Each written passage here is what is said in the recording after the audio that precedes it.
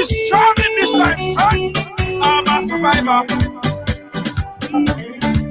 I will survive. I will survive. And I'm a firm believer. I'm shy just to stay alive. That simple means it. Nobody can hold me, man. Nobody can drain my energy. Nobody can hold me sick. I will not allow negativity. Nobody can hold me, man. Nobody can drain my energy. Nobody can. Nobody can. Everybody show me some strength. No weakness. Show me a man. Strength. No weakness. Show them who we are. Strength. No weakness. Show me a man. Everybody strength. No weakness. Show them who we are. Not when you roll. Your enemies, they must tremble. Your enemies, they must tremble. Yo, not when you roll. Everything has to humble. Everything has to humble. I'm a go-getter. I just go hard.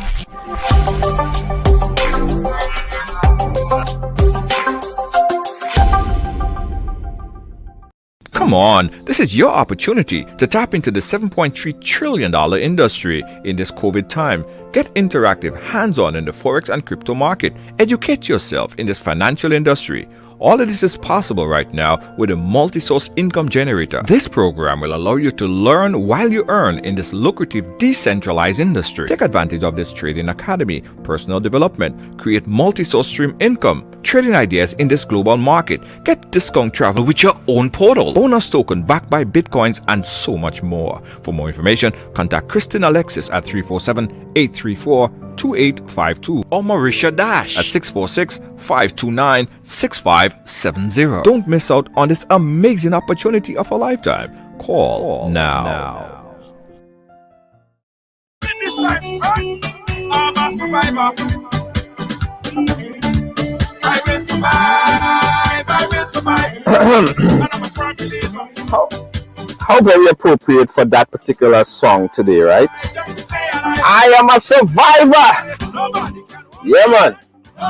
Ladies and gentlemen, welcome to Ride Along for today. Today is Monday, a very special Monday. I want to tell all you, I just jump off the jumbo jet and I jump straight into the car and voila, ride along. It was that important that we bring this edition of the program for you today. It was that important. We couldn't. Look, I never start up the car yet, to tell you the truth. Look, I never start up the car yet, if you think I lie. Look, starting the car for the first time. That's how important you guys are. That's how important and necessary it is for this particular story here. So before we go any further, I want everybody to share the program. This is that them kind of days that you're kind of skimping on the share. We're not playing that today. In fact, if all you kind of skimpy on the share, I'm going to be skimpy on the program and hold back my guests. Because my guest today is special. Okay? My guest today is special. And a pion guest, you know. It's a special guest I have on the program here today. My friend, your friend, someone that we all know and love for so many years. She is here. Media colleague. She's here. Not only here, but she's here to tell her very passionate and personal story with the idea to help others. To help others with her story here today. So I want everybody to share. And as you share, I want you to say, I share. As you share, I want you to say, I share. And I want you to tag this program on a few friends' page right now as well. Because we ain't playing that today. All right, I want you to tag this program on a few friend page. In fact, let me tell you a secret. I cut my vacation short to come and do this program here today. I cut it short. Yeah, because I wasn't getting good internet down there. Why you guys didn't see I go live? I have to come today to do it. So all of this we do that just for all you. All you have to do is share. Share it once. If you share it once already, you share it twice. Thank you so much. Thank you so much, Denise. Thank you so much for sharing. We appreciate you. Everybody do like Denise and share. Everybody do like Denise and share. Everybody do like Sweet Tony and share. You gotta be strong in this time. CJ, I tell you, I was in Aruba. I was in Aruba 5 hours ago. But when I learned that this is happening, I had to cut my vacation short. New York time. Head back to New York. Can't do it. Jocelyn, how you doing? Big up yourself. Listen, I want to waste no time at all. I want to waste no time at all. We're up to 200. We're up to 200. We're ready to go. And I want all you to keep sharing and start a watch party. This is no joke today, guys. Let me tell all you the story. How we gonna start? Let me share it one more time. So while I was in Aruba, right, I got tagged a few times, and I wondered what happening. Some crisis. What happening? I got tagged. When I got a chance to open up the video, because of I was getting slow internet on my phone, I couldn't watch the video. But I saw the person's face, and I was like, "What happened?" So I had to quickly message her and find out what's the deal, and she broke it down to me. But me and her spoke before, so I know what was happening. We didn't make it public. She didn't make it public, so I didn't make it public. But today, after she made it public personal on her page, we decided to bring her on to share the story with us, again, with the idea to help others. So I want everybody right now to welcome my special guest. My special guest, she is no stranger to Ridealong Live. In fact, she's been on the program with me for a lot of times, talking about all sorts of things, breaking down a lot of things. So she's a media affiliate. She is a friend. She's everybody know Jan. Jan, welcome to Ridealong Live today as my guest, because it's your story today, Jan. It's your, hold on, let me. Yes, I hear you now. Yes, it's your story today, Jan. You're real hyping me up. I don't know why, but you're hyping me up today. Hyping you up? I sing calypso and you and hype me up so when you interview me. Gosh, oh gosh.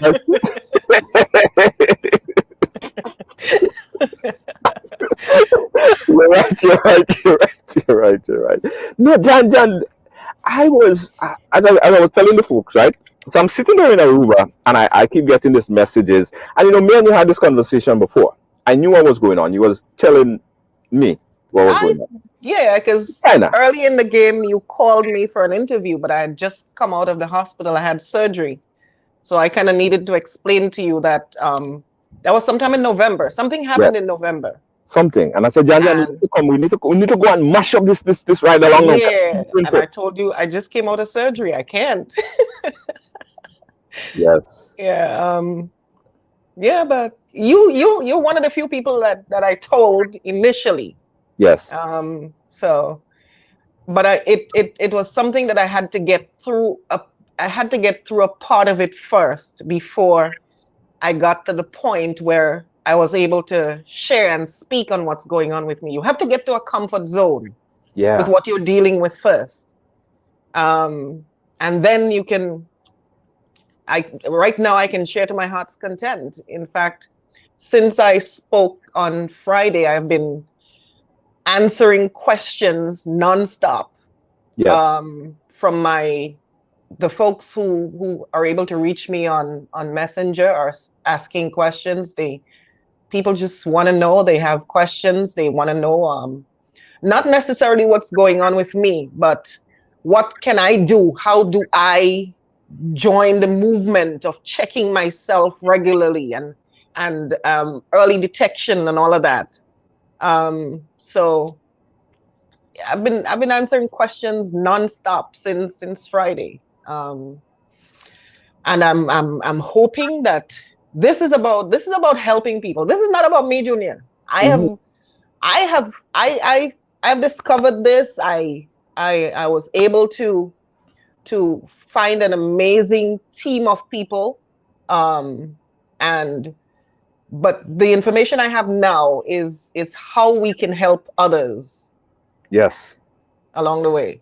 Let's go back, Jan. Let's start from that time, that day, right? If you could relive those moments with us, because I think for a lot of people, that is a junction in their life when all sorts of things start to cross their mind, right? That particular time that you found out that you of your diagnosis, why did you go and check yourself in the first place? So, did you have any idea that you had any cancer in your family? Why did you? No, actually, we don't have a history of cancer. My family don't have a history of cancer. Um, Here's what I have, and I know a lot of women on the live. We have a lot of women on this live. I'm sure we have a lot of women on this live. Yeah, you do. We do. Okay, Junior, from a man's perspective, we're speaking open and frank here. This is Big People program. We're speaking Right. open and frank here. Yeah. I'm sure you know all breasts don't feel the same. Right. Well. Okay. Okay. Some of us have fibrocystic breasts. In other words, it's dense. There are some people, if you touch their breasts, it will practically squish. Right. And there are some of us, when you touch our breasts, it gets to like hair, and it's very firm. It's very fibrous. It's very muscular. So you might see some people and be like, "Wait, she 35, 40, and she could still walk around without wearing bra." Mm-hmm. Fibrocystic. These people, we have dense breasts. In that, it's nice and cute when you're young, Right. but when you get older and it's time to do mammogram and these things, when it's time for you to get your regular woman checkout, now these become worrisome. They become problematic, right? So I have always known that I had fibrocystic breasts, and that there's always a lump somewhere. There is always, because the makeup is different. So I remember the first time I discovered a lump in my breast, I went to trial and echoes. That's the first time I heard the term fibrocystic breast. And when I did she didn't do a mammogram. She did just a regular what do you call it again? The ultrasound. She did a regular ultrasound. Okay. So when I did that, at that point I realized I was different. I had different breasts from normal people. I don't know if we normal or the others normal, but it was different in that we tended to have more lumps, and we needed to check as we get older. We needed to check more regularly and more thoroughly. Yes. Because another person would be able to pass their hand from hair to hair, and that's it. But we have to go deeper. We have to. Right. You have to. Our search has to be more thorough, and I'm talking about your personal search on a daily basis. I'm not even talking about when you go to your doctor. I'm just talking about your personal search. You go into the bathroom and you're soaping yourself and you're checking yourself. Normal search. You do it after your menstrual cycle, because again, we tend to get more lumps when our menstrual cycle comes around. Okay. Right? So everything is more sensitive, everything is more swollen, everything is more tender because we are constructed different.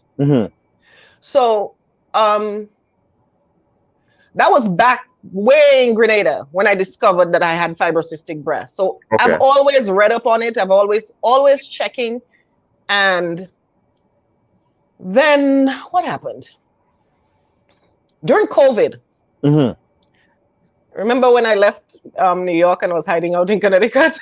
Right. Well, we was doing correspondence for me from Connecticut. I remember that. Right. So my cousin Kida and I, we were hanging out. We're in Connecticut. This is new to us. Brandon goes to school he logs in from 8 o'clock in the morning, 8:20 in the morning. He's doing school online. So we're free to do whatever we want. So we're cooking, we're baking, we're doing all kinds of stuff. We're hanging out until 2 o'clock in the morning, drinking, doing all kinds of stuff.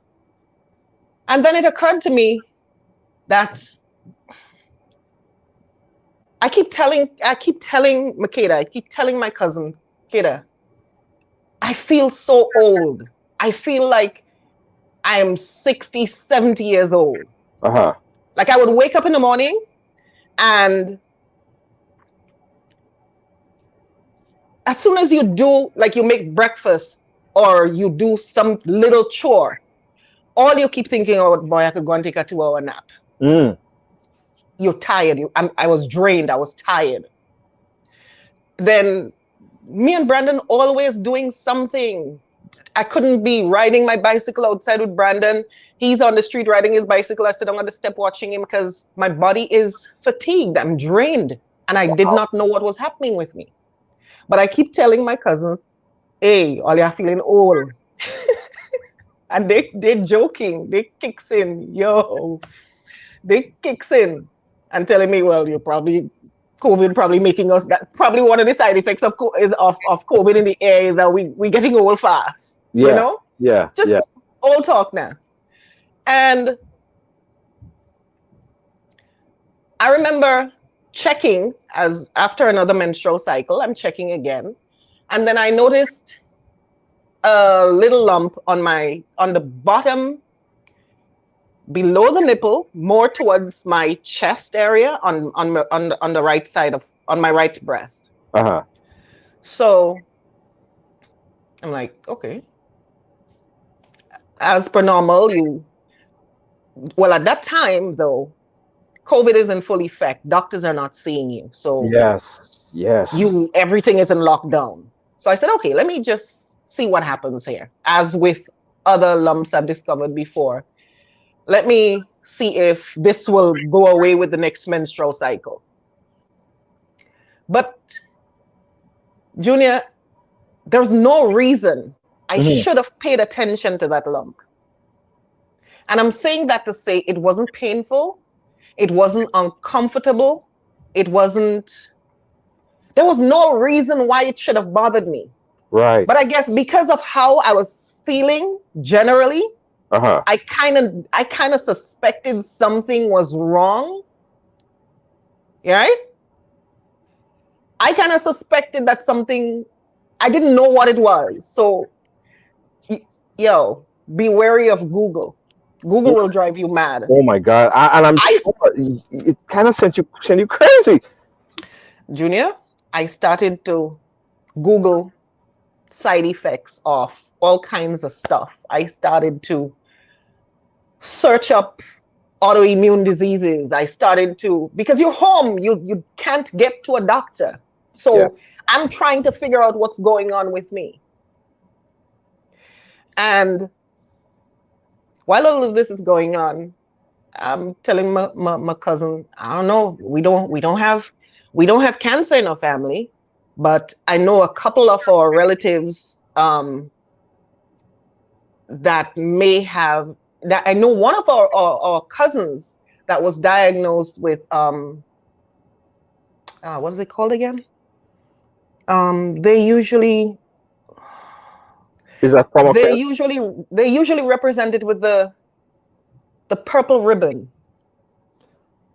Alzheimer's? Lupus. No. I said I know one of our cousins that was diagnosed with lupus. So because I'm just sending myself mad in the midst of all this. Right. So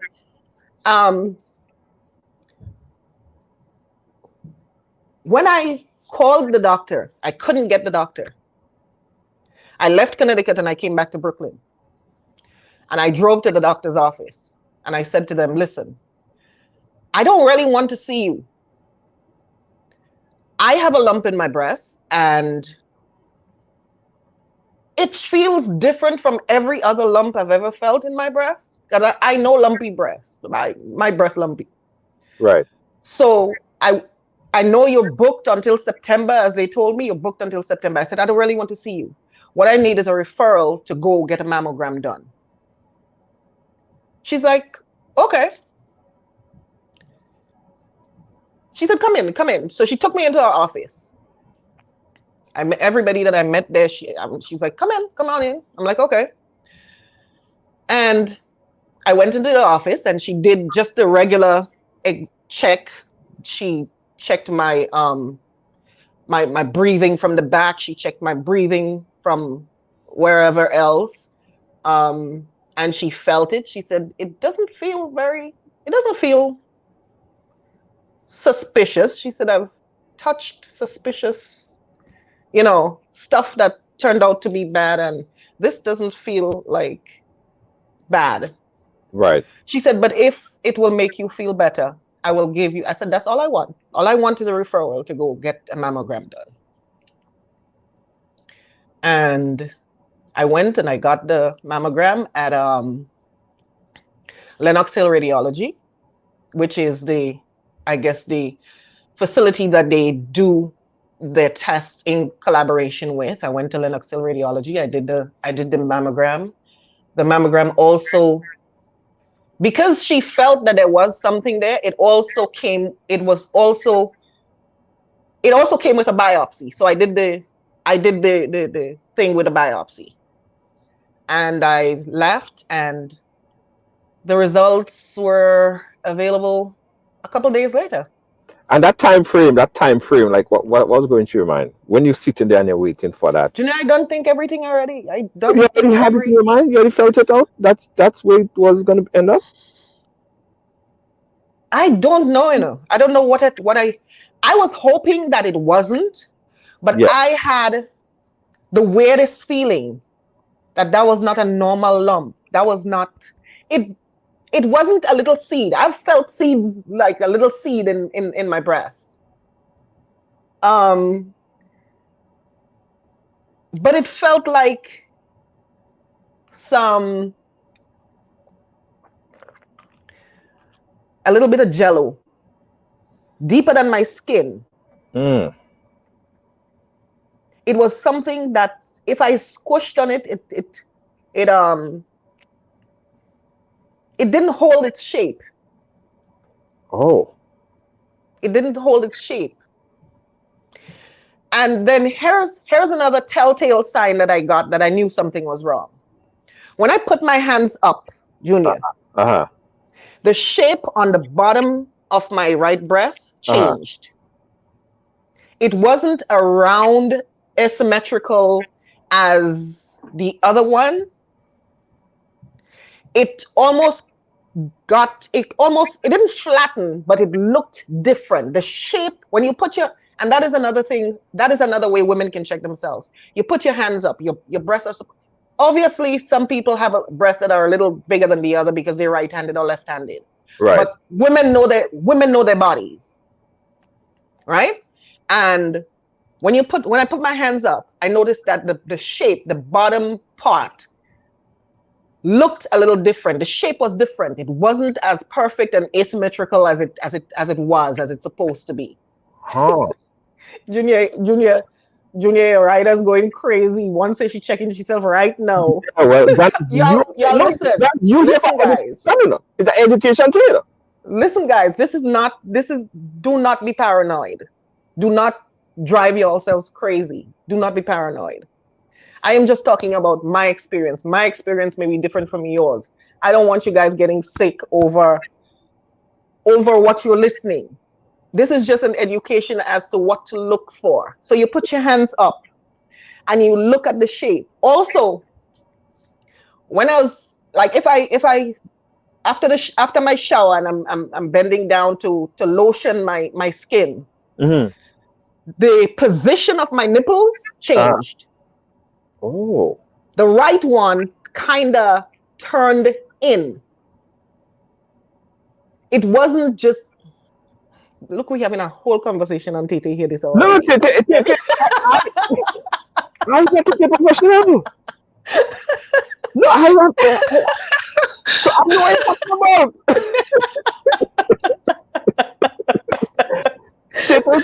Johnny, go ahead. Okay. Some people get inverted nipples. These are things you read. I guess as the disease progresses, some people might get when it gets, I guess, to a certain stage, some people may get a discharge from the nipple. Right. Because I found what I found and was uncomfortable with it from the very, very beginning. We didn't get to that stage. I just started seeing little changes. Right. And I decided, no, I'm not sitting on this. And that was probably that was probably a a lucky move that you made then. But we'll get to all of that. We'll get to all of that. Well, The paranoia, Janice, that is the part I know does send people crazy. That waiting and see and sitting and not sure. But you said that you kind not of have it figured out in your head. But how you not knowing, Junior, is worse than knowing what's going on know? with you. Not knowing what's going on with you is 10 times worse than going on than knowing what's going on with you and making a plan to deal with it. Mm-hmm. So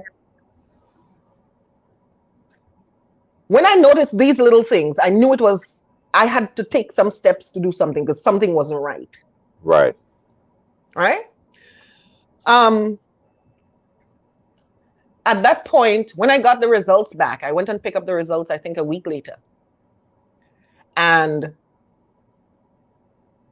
when I saw the results, I drove back to the house. Brandon was sitting in this spot right here because this was his home learning table. That's his desk. Yeah. I remember I come in, I kiss him on the forehead, and I went into the bedroom. And it's COVID, so you come in, you get out of all your clothes, you hit the shower. That time everybody paranoid. So as soon as you come in, you put your clothes in a plastic bag, you hit the shower. And then I went and I laid down on my bed. And Junior, every possible thought that could have run through my head ran through my head. What It started with what the results say? What did the results say? The results said that the area that was biopsied was malignant. In that exact wording, because sometimes like when they told me, and that's fast forwarding a bit, but when they told me I had COVID, they kind of put it in a way. So I said, did it mean like I have it or I don't have it? Like, couldn't they just tell me like straight yes or no? Was it a kind of convoluted kind of message? So you have to kind of think about, is it yes or is it no, or was it straightforward? Did you understand what exactly? Well, in all the conversations we've listened to about people being diagnosed with cancer, I still had to sit down in front of the building and Google what malignant to figure out whether is good or bad. Right. So when I opened the results, I Googled malignant to see whether it's good or bad. Malignant says cancer. Yes. And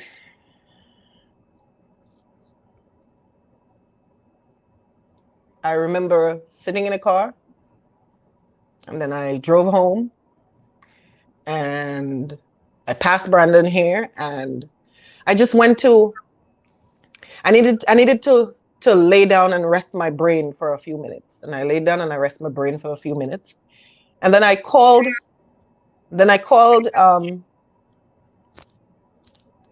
Auntie Karen, and I said to her, I just did a biopsy and it came back malignant. But whatever you do not say a word to Makeda or to anybody else. My same partner in crime that we set it up whole night. Yes. Because here's what I know. When people get, and I that is something I figured out from working all these years in radio and learning people and being around all the people I know. If you give your loved ones a diagnosis without a plan, it drives everybody crazy. Crazy. I know exactly what you mean. If you give people a diagnosis without a plan, it drives people crazy. So I started to do my research, and Auntie Karen said to me, let me make a few calls. I'll get back to you. The next call she made to me was, gather the stuff you had, everything you have down there, all your test results, and come. I'm gonna take you to see my a family friend, which is like the head of oncology at another institution. Right. And I packed a bag, was in Connecticut the next day, and we sat with him. And he explained everything on the result. He explained what the results meant. And at that point, I was able to breathe. Because at that point, you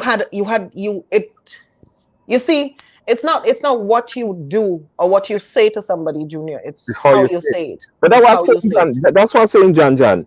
In order to give somebody some kind of diagnosis like that, right? I would think that you would sit, the doctor would sit around and a psychologist because it's hard to process No, this no, no, thing. no, no. I collect my results in the middle of COVID, Junior, and I wasn't supposed to open it. I was supposed to bring Right. it to the doctor by fast. So I opened my Oh, thing I see. because I want to know. So I opened it and I have to deal. Because if you want the truth, then you have to be able to deal with the truth. And that is hard. Yeah, it is. It's the hardest sentence anybody ever write to me. It's the hardest thing you've ever had to read. But at that point, you have to put on your big girl clothes. Right. And why heat still coming up in the building, Jared? All that noise in the back there is heat coming up in the And the hot like hell outside. and outside hot. Heat breaking iron come up in the building still. Anyways. Hold on, Jaja. Let's take a quick little breather, right? Let's get a quick break. But when we come back, I want to talk about what was different from what the doctor told you that put you at a more ease than what you read. What was the difference? And also, guys, when we come back, I'm going to open up the phone lines and have you guys have a quick little chat with Jan. She has a lot more to say. Her story goes on. I say it's an educational ride along on breast cancer, guys, with Jan. Don't move. We'll be right back.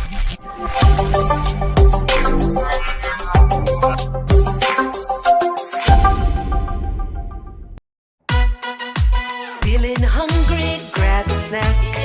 Caribbean food delight. Jamaican patties, light and flaky. Caribbean food delight. Taste the difference. Caribbean food delight. Grab a patty, take a bite. Caribbean food delight. Quick and easy, grab a patty, take a bite. Caribbean food delight. Oh yeah. All right, short and sweet. Guys, we're back here with Jan, and she's sharing her exclusive story with us. And it's an education for everyone, right? It's an education for men as well as women, because we know about it. They always say, check your breast, do self-examination and all these things. Jan is sharing her very intimate story with us because she wants you guys, women as well as men, to understand the process. She went through it, and it's very, very recent. And it's still emotional for her, and as you could imagine, and our entire family. So we want to pace it, and it's happy. It's nice that you could actually laugh about certain things, Jan, because I know you've been through a lot, and I know it's still in the process. It's not like it's far gone. It's right here. It's still living through the process. So we thank you again for that. So here's what I want to find out, Jan, right? The paper had malignant on it. Mm-hmm. And that's understood. I mean, understood. Malignant cancer, yes. But you said that when the doctor explained to you the process and all that was written on the paper, you felt a little more at ease. What did he explain to you? How did he explain it to you different to calm your nerve a bit? Okay. Mind you, I did bring my paper to the doctor I had to bring it back to the doctor that gave me the referral, right? Right. So I brought it back and she said to me, okay, I'm going to set an appointment to see a surgeon. And that was basically that's it. They got me a date like a month later to see a surgeon. And when I got home and I Googled the surgeon, the first thing I realized was that the surgeon she recommended wasn't a breast surgeon. Importantly, not all advice is good advice, Junior. True. So when I got home, after I came from her, the doctor that I was supposed to bring back the referral to, I noticed that the surgeon that she referred me to wasn't a breast surgeon. And there are some places in times like these, Junior, you need a specialist. You need someone who's focused and knows what they're doing, and their line of work has to align with what you want them for. Specifically, yeah. Specifically. Yeah. This is not Janice get cut and she needs some stitches. This is serious. This is Brandon's mother, whether she's going to be around or not. This is serious thing. So when I noticed, I said, you know what? I picked up all my stuff and I went to Connecticut. And we went to see Dr. Z the next day. Dr. Z sat us down and he explained. He said, listen, there are some things that must be done. Genetic testing must be done in order to figure out what genes you're working with. Which of your family members may be affected by this? Is this a random something, or is it something that runs in your family and can be genetically traced to your mother's side of the family or your father's side of the family? Right? He went through the paperwork, and there were some things, there are some mutations that are very, very aggressive. Right. For example, you would probably hear about a BRCA gene mutation. Apparently that one is very, very aggressive. So the first thing he said to me is that's what you have, we can manage, we can control, we can take care of. It's not aggressive. Oh, wow. And at that point, Junior, I did not realize that I had not breathed in days. Oh, wow. What about the stage? It was one point when I found it, and by the time I found it and got to the biopsy and mammogram, it was 1.4 something centimeters or something. It was very, very little. It was early, very, very early, and very, very little. Right. So what are some other things now? Now here we have to do some work. We have to do something. Are we gonna chemo, or are we gonna go the full route and do the full? What is the theory? I guess that was presented to you, and you had to make a decision. All of that was presented. At that point, remember, I'm just visiting a family friend, a friend that is a head of oncology at another hospital. I'm not talking to my doctor here. Right. I'm talking to a family friend to find out exactly what's going on with me, because you need someone who knows what's going on, that can tell you what's going on and guide you as to what's going on. Right. It just so happened that my New York insurance would not have covered me outside of New York. It would never. If my New York insurance would have covered Connecticut, right, I would have gone to surgery probably the next day. But my New York insurance did not cover Connecticut. So I had to come back to New York. And that same Dr. Z said to me, he said, if there's something wrong with my mother or my wife, and I cannot take care of them, right, I would recommend Dr. Mnassy. Right. And he said to me, this is an amazing doctor. And I said to him, if you trust her with your family, I trust her. I saw her the next day. And I came back to New York and saw her the next day. And at that point, when I went in to see her and she did her initial exam and she scheduled genetic testing, she scheduled blood work, she scheduled a meeting with the plastic surgeon, she scheduled a meeting with the hematologist oncologist, which is the radiation people. She scheduled a meeting with the radiation people. She scheduled chemotherapy. All of these came on board that same day. Wow. So from Jump Street, you walk in and there's a team. There's a team. So you go from appointment to appointment to appointment. Everybody meets, but there's always a conversation. Everybody knows what everybody is doing. Somebody say you had a good team and a good family, a good support at that point in time. Because I know Janice, and probably people could relate to me. When they hear that diagnosis there, they just feel like they go dead tomorrow. No joke. Mind you, all of this is going on, and my family in Grenada, nobody knows anything. All of this is happening, and I've probably told 5 people so far.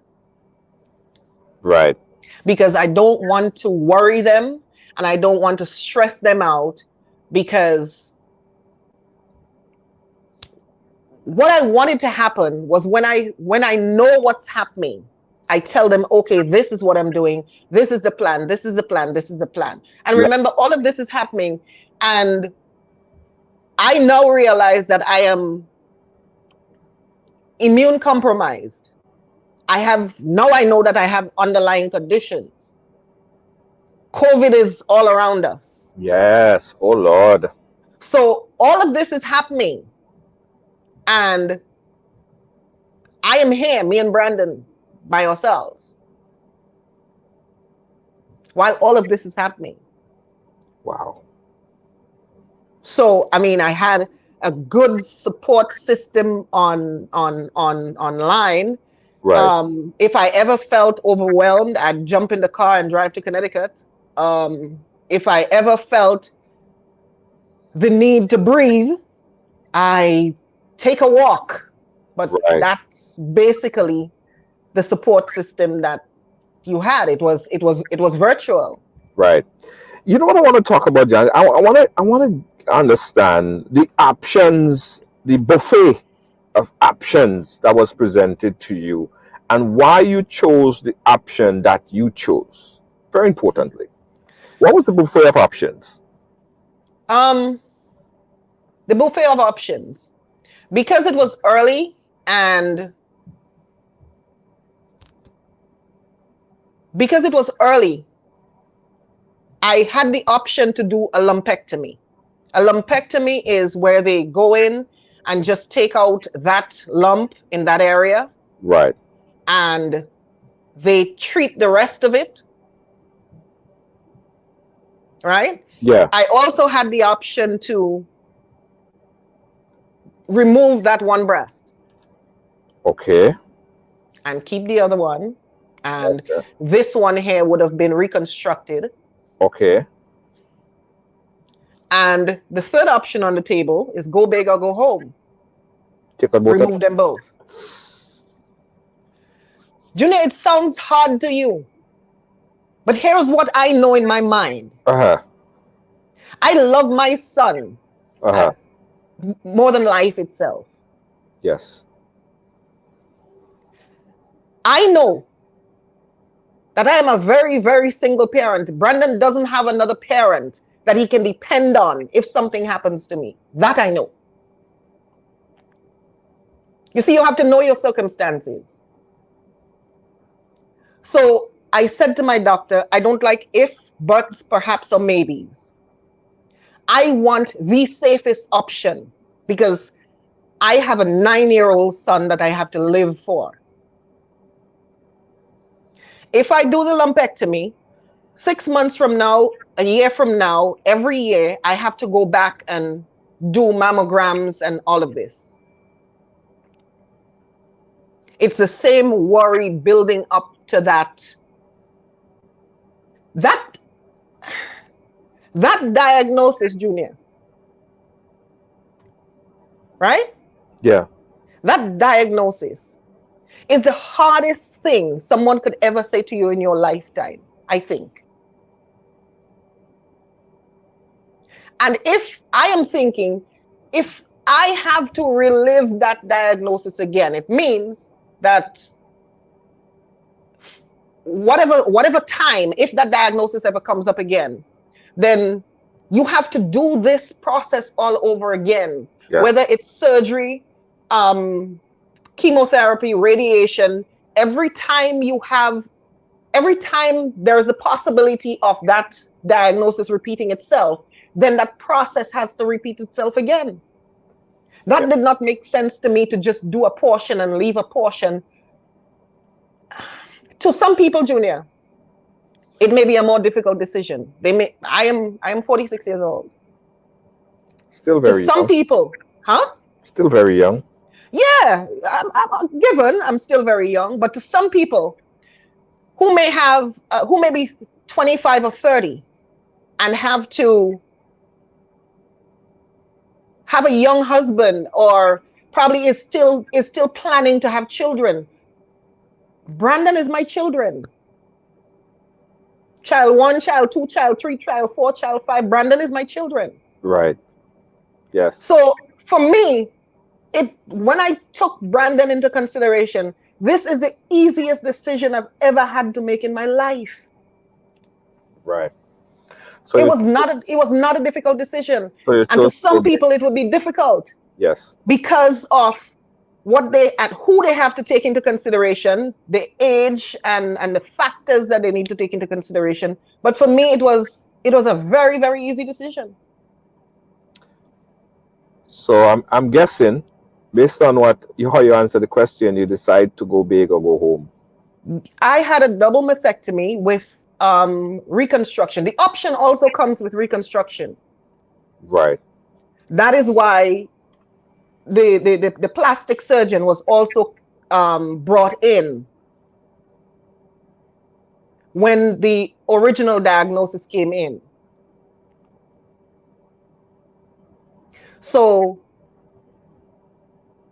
when the surgery was done, the cancer surgeon was there, and my plastic surgeon and his team. There were 2 teams in the room that day. Right. Everybody was there. When one set finished doing what they needed to do, the plastic surgery team took over and did what they needed to do.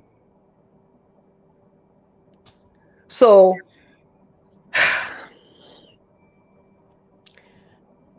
looking back, Junior, and all of this happened. This surgery stuff started November 10th. Looking back, it seems like a long time, but it wasn't. It's like just yesterday. Yeah, that's what I'm saying. It's still fresh. It's still very fresh. It's still like yesterday. You take off your clothes and you walk into the bathroom, and sometimes it's the reality. Although I am at the point where my reconstruction is ongoing, but it's still sometimes you glance across in the mirror and it's still a hard reminder of the decision that you just made. Let's talk about the psychological, and I completely understand. I would have recommended the same thing if someone was in similar situation, probably in the similar situation like you. And I'm sure the doctors took all of those things into consideration in advising you in that direction. But let's talk about the psychological effect. Did you have any psychological effect going through the process, or even after the process? How do you deal with it? You got a breast. It's not there. It's just gone. You have to play on you some way. How do you deal with that in your mind? And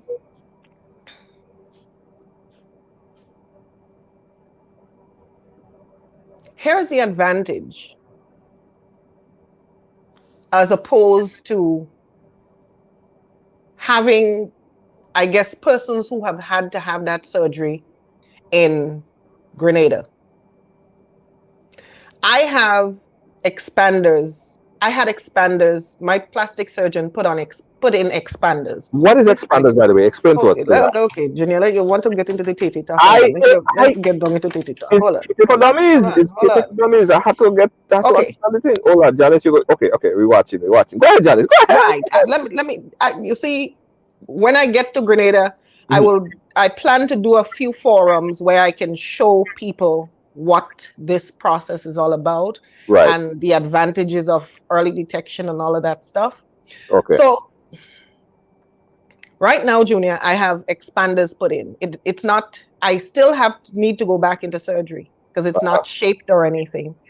But what they needed to do was put almost like an empty sachet underneath the skin before my skin was sealed back. When they took off everything inside, right, they put in an empty sachet, and the expanders prepare the skin. It's stretching. It's like somebody getting bigger boobs, Junior.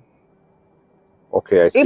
If you see a young lady and she was a size C cup, and the next time you encounter her, she was a double D, or she's a triple D, she would have had to put in these sachets that they expand with liquid like once a week. You go and they make it a little bigger every week until the person gets to the desired size.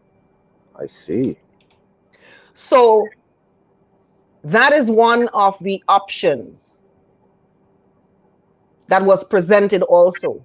If I wanted to not do it, I could have not do it. It was also one of the options on the table.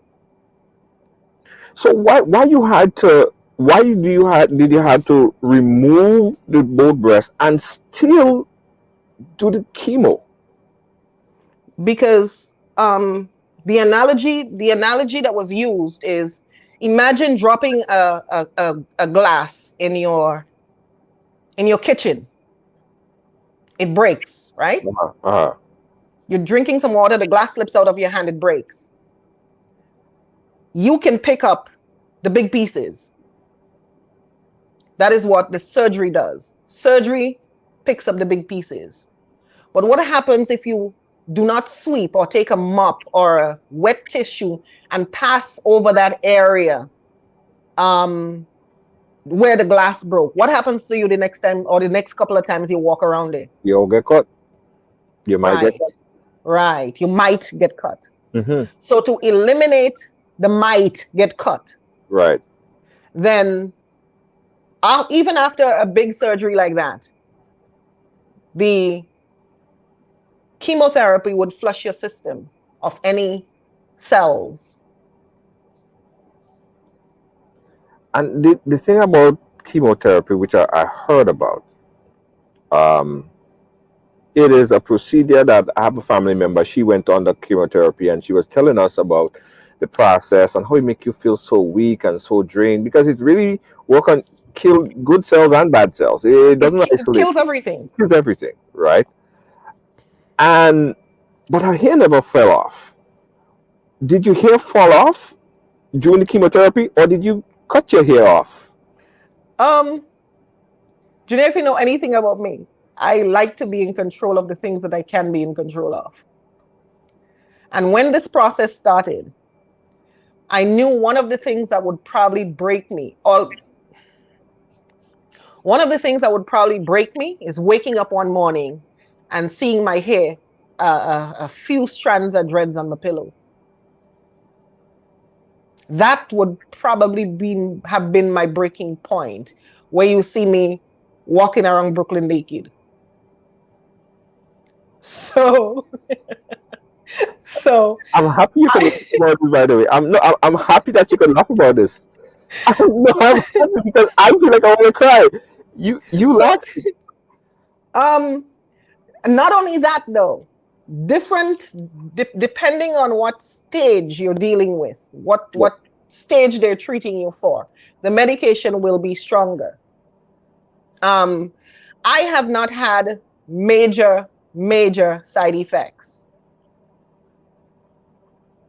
My hair did drop off. Well, I cut my hair, sorry. Yeah. I went to Roderick and I cut my hair and I put my hair in a bag. My hair is in my bedroom, shampooed and conditioned and in my bag in the bedroom. Okay. But like 3 weeks in, after the first infusion, you go into the bathroom and you soap up your bathing gloves and you pass your hand on your hair, and whatever little that was left fell off. So it did fall off. There's also an option these days where you can there's something called cool cap. Yes, I heard about the cool cap, but they freeze it. Where they would come the morning of your chemo, they would come a little before your session started and put on this cap on you that is very, very cold, and would what it would do is almost freeze the follicles of your hair. Yeah. Right?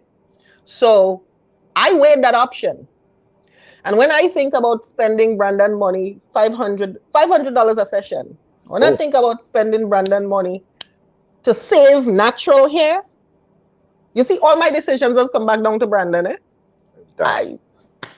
Super woman. When I think about spending money that I could spend on Brandon to save natural hair, I'm like, nah, that ain't worth it. I cut it off, and it's natural hair. It's gonna grow back. And even if it ain't grow back, I'm sure y'all gonna still like me. You're rocking it. Bald head. You're rocking it, Janice. You're rocking it for sure. I'm sure y'all gonna still like me the same with a bald head. So, but yes, I did cut my hair, and the effects you get from chemotherapy depends on the strength of the medication that they're giving you. Each one of the medications are different. Each stage that you're given medication for is different. I have not had nausea, thank God, vomiting, diarrhea, none of the side effects that I was probably dreading. Some people get nausea, vomiting, diarrhea, and all of that stuff. I did not get that. Friday, when I came from chemo, I was good. I was good Saturday. What will happen to me? I was good yesterday. Yesterday, I started to get tired, which is naturally what would happen. What would happen though? Today, I went into the hospital and they give you an injection to jumpstart your white blood cells. So a little later on tonight, my joints and my bones will start aching because my white blood cells are going back into fight mode.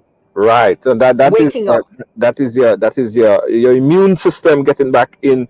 Right, it's a jump start for your immune system. So that I drove to the hospital and got that today. So by later on tonight, tomorrow, I'll have some aches, but that's about it. Guys, we're going to the phone. I know they want to talk to you, Jan. Yeah. I know they want to talk to you, but I want to ask you one last question about your diet. While we waiting on the call, let me put the number up on the screen. I know so much of you guys want to say hi to Jan. That's the number there that you call. We'll take a few calls. What about your diet? Did you have to change your diet at any point? Not yet. You see, because the chemotherapy breaks down your system, and there are a lot of things you may not be able to eat. Right now, they kind of don't care, because when my surgery was done, they took out the cancer. So, for example, if it was someone they were treating with cancer, then I'm sure the doctors would tell them to keep away from sugar, because sugar is a trigger and all of that stuff. Keep away from. But my surgery eliminated the cancer. Mm-hmm. My doctor said the surgery went well. It was successful. We're good. We have good markers. We got good lines, and we're good. Wow. So I was not given anything. Do not eat this. Do not eat that. In fact, when I'm leaving the hospital after chemo, my doctor's assistant hands me a batch of Ensure. She Mm-hmm. says, just in case you don't feel like getting up, or just in case you're tired and you're weak, just so I have lots of these. I will get stomach burn. Like yesterday, my stomach burned Mm-hmm. because your esophagus and stuff are affected because these places have cells that regenerate quickly. Yes. It gets damaged easily, like your hair follicles, your stomach lining. If I'm not sure if you can see my fingernails, but my Yeah. fingernails Uh-huh. you'd probably see that towards the cuticle area, the base, my nails would darken. Oh. These are just some of the side effects. They're not bad side effects, I can say. Some people are getting really, really strong medication, and it's really, really hard on them. And Junior, that is, I think, sometimes we ask God why we're here. Sometimes we question God, what's the purpose? Um, now I'm kind of figuring out that we have to find ways to help people who's going through this in Grenada. Yes.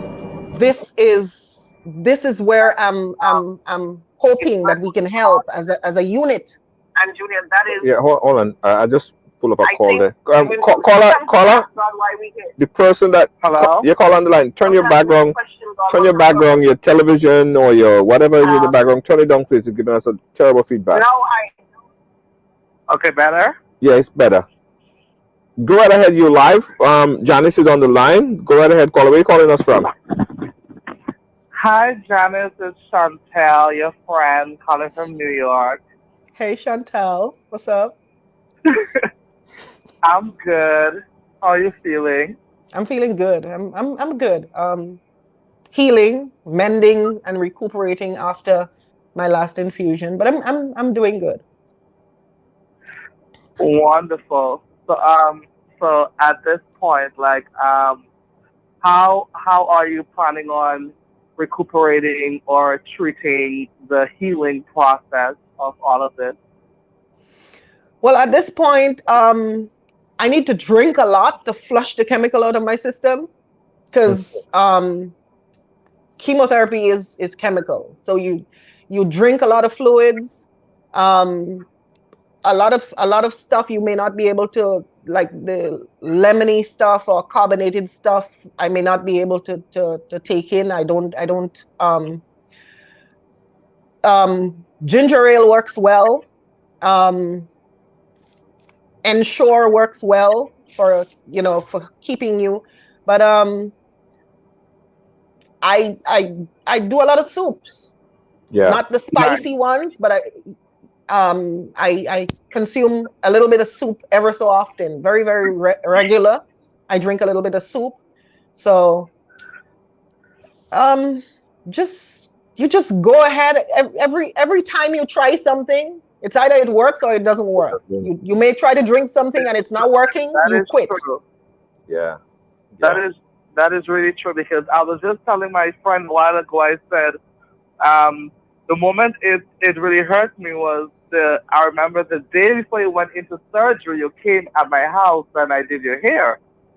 Yep. Wow. And he did my hair. Because I told him, I said I don't want, when I'm going into surgery, I don't want my hair all over the operating room. So he had to sew up my hair for me. Nice. Nice. Well, and it really hurts me, but I'm glad to see you back up strong and working and doing your dues. Whatever you gotta drive, I'm right here a footstep away. Oh yeah, hon. Thank you. Thank you so much for calling. We appreciate you. All right. Bye, Junior. Yeah. Hi. Bye. Junior, my saving has been coconut water. I Water. drink a lot of coconut water all day, all day. Someone just messaged me here, and they want to know the process of the chemotherapy. Are you infused with some type of, or how is it? If you could just explain the process of the chemotherapy infusion. Okay, you walk into the hospital in the morning and the infusion center, and the first thing they do is take your weight. They get your weight, then they draw blood. They need to check your hemoglobin, your blood count, and all of that to make sure. Because I think if your blood count is under 8, I don't think they can give you chemo. Because for example, people who's taking chemo regularly and taking strong doses, what happens is that their white blood cells don't get a chance to kick in. Right. So low blood count is one of the things that they try to that they hope you don't develop. So when I walk in the morning, my infusion, though, I had 4 infusions, and my infusions were 3 weeks apart. Each one of them were 3 weeks apart. 3 weeks apart. So my body did get chance to heal, to be on the rebound every time I went for another infusion. So you go in, they check your weight, they pull about 5 vials of blood, they send it to the lab while you wait, and then they start you on pre-meds, which is some anti-nausea medication. For example, if I didn't get that pre-meds, I'd probably be sick all now, right? But because there's like a full hour of pre-meds, they push meds into you that eliminates nausea, vomiting. There was some steroids, there was some Benadryl to make you comfortable and sleepy. And if you have a reaction to anything, the Benadryl is already in your system. Right, right. So all of that is pushed while they're waiting on the blood work to come back. And once everything comes back and it's good, then your medication is, when you go into the hospital, you get your information, your name, your birth certificate, well, your birth date and all of that, which is what everything is calibrated to. So once you once all your blood work and stuff come back properly, then your medication is mixed and sent back to you. And after that hour of pre-med, then they start pushing it. It's mine was 2 hours. Right. And you walk in there, you have a reclining chair. They ask you if you want a warm blanket. If you want a warm blanket, you get a warm blanket. You turn on a movie and it's like getting drips, Junior. Oh, it's like getting drips. It's like getting drips. That's what I should have told you. Okay. In fact, my first infusion was here. This in my regular area here. The second was a little lower down. The third one was on my wrist, and the fourth one was on the back, like right here. The last one. So it's like getting drips. That's how the infusion works. Wow. Let's open up the phone lines again, guys. If you want to call in and speak to Jan. The number that you call on the screen, if you could also pin that, one of our moderators could pin that number, 718-701-5720. That's 718-701-5720. We're speaking here with Jan, and she's telling us her story. First, Charlene here was just asking if I got a port. Some people, when they have a lot of infusions, they're given a port, like sometimes on the chest. Yes. But I was only getting 4 infusions, so they didn't need to give me a port. No. Okay. All right. Because I had that's the other thing I was going to ask, because if it's like drip, I know someone that had a port like right on their neck, and they just like push it in there. So yeah. I guess it was for a lot of infusions. Right. Right. Because the thing about, you see it again, chemo is chemical, and the chemical has the potential to collapse your veins. So because I didn't need more than 4, they didn't think I needed a port, so they just used regular veins. Here is another thing that I know that you had to battle with, right? Mhm. COVID and this diagnosis, cancer diagnosis, because you are so exposed, because your whole immune system is just like shut down. If you could catch a cold and Yep. it goes into full effect, how did you protect yourself, and how are you protecting yourself now? Junior, I don't go outside unless it's absolutely necessary. If you remember anything about me, I am one of the few people that have been paranoid since COVID hit.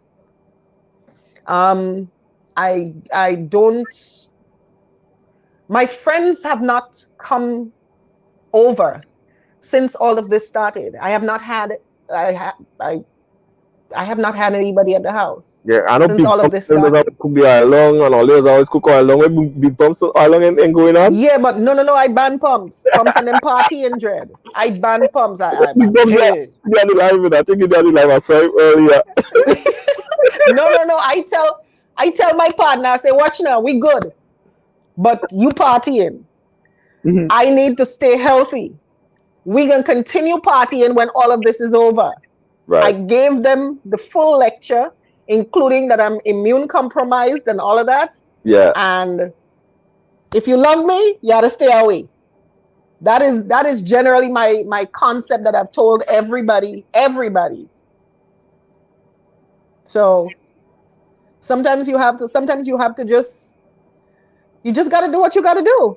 Staying inside, not doing much, just basically going through the process. Yeah. How long do you? Okay, I'm getting a call from someplace far. I think. Let me take it and then we come back to it. Okay. Inside, not doing much. Okay, caller, you live? Where you calling us from? Hi, I'm calling from London. Go right ahead, I'm a London. Canadian. Go right ahead, London. Janice is hearing you. However, Hi, John. hold on a second. Because you're calling on WhatsApp, she won't be able to. You won't be able to hear her. So just make your comment or statement, and then just she respond on the live. Oh, okay, that's fine. And also, what I want you to I do just for me, wanted to. caller, one last thing. What I want you to do, I want you to turn down your background. So if you have the program going on in your background, just turn the audio down so we don't get the feedback. Okay, that's fine. The program is on another phone. That's fine. I just wanted to say that I admire her and I admire her strength, Yes.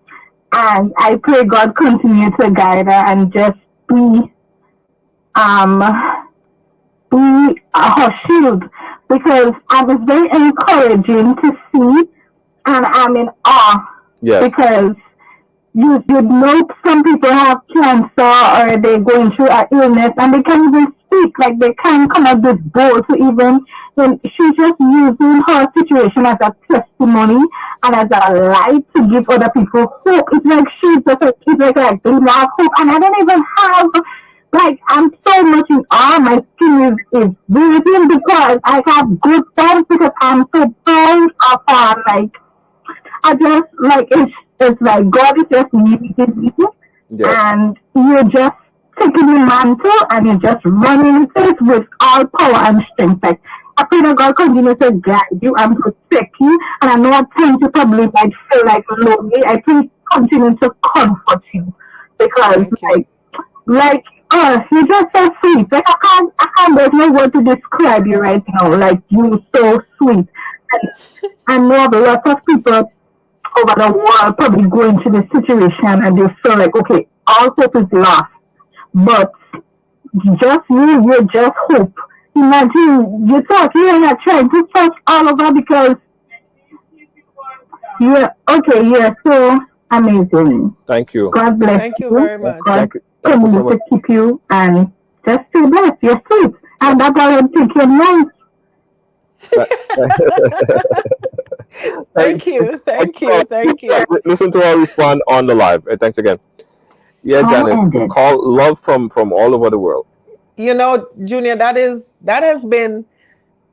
I wanted to do this, but I wasn't sure if people would have been receptive to, because you know what I've realized, Junior, answering some of the questions that I got since Friday.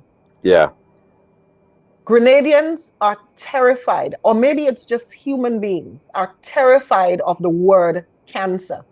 yeah. The whole world, not only Grenadians, everybody. Junior, fear kills us. Yeah, Fear. The mind is a powerful thing, and fear will kill you. So that is why when I got my diagnosis, you had to put on your big girl panties yeah, and just figure out where we're going from here. yes, yes. Got another call. People are afraid of the word, and we have to take away the taboo. It's not your fault. If you're going through that now, it's not your fault. You didn't do anything wrong. Um, it's not your fault. We have to see what we can do to get ahead and to beat it. But it's the fear. I realized that there is a lot of fear associated with the word, just the word, Yeah, not the treatment, not dealing with it. The word, the name. yeah. Someone just called and I hung up on them by mistake, so I guess they're Mhm. gonna call back. What are you doing right now to ensure that your family members are checking themselves? Because you don't know if it probably your father's side, your mother's side, they might have the strands. How are they able to check themselves? Um, Actually, let me see if I still have it here. 1 second. There is something called genetic testing. Is something that I'm doing with my family. Right. Hold on, before you answer that question, John. Go ahead. Yeah, Go right let me ahead. take this call because this is something that's very, very important. I want you to take some time to spend on it. Caller, you like where you calling us from? I'm calling from Connecticut. Hey, Connecticut, how are you? I'm good. I Hi, am Auntie Karen. calling because I am the auntie that she keep referring to. Hi, And Auntie I just Karen. want to say that you guys think you guys are seeing strength here today. Um, that's not even half of it. First of all, when I took Janice to the doctor, I couldn't believe how strong she was. You know, I was like so worried. I was falling apart. Kayla was falling apart, and she's looking at us and like, "What's wrong with you guys?" And she walked into the doctor's office, and we're sitting there. The doctor is talking to us, and she's taking all this in, and you cannot imagine the level of strength that woman portrayed. The next day, the doctor called me, the oncologist called me, and he said, I've done this so many times. I have never seen a woman so strong as your cousin.